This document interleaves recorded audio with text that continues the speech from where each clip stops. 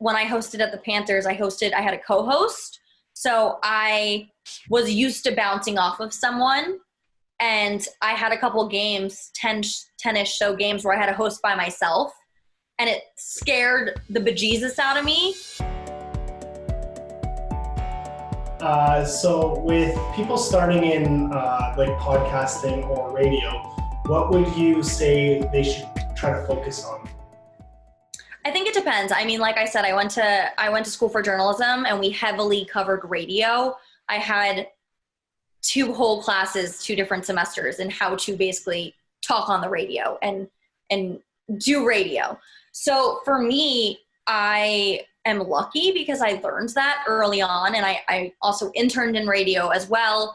So I just think you gotta be comfortable with talking, for sure. And for me, I'm not the person that's like, oh, I hate my voice. I hate listening to my voice. Okay, you can't hate your voice if you're on radio or TV or digital. Like, you know, obviously critique yourself and see what you like and what you don't like, your delivery and stuff like that. But you got to be comfortable with talking. You have to be, you know, comfortable talking by yourself. I was very much so when I hosted at the Panthers, I had a co-host.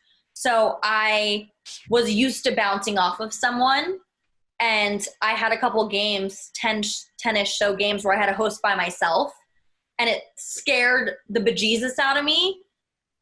But like, that helped me so much transitioning into having a radio show by myself for 5 hours. So you've got to kind of be able to talk about anything and it be relatable. Obviously, it depends on if you're, you know, sports and PR.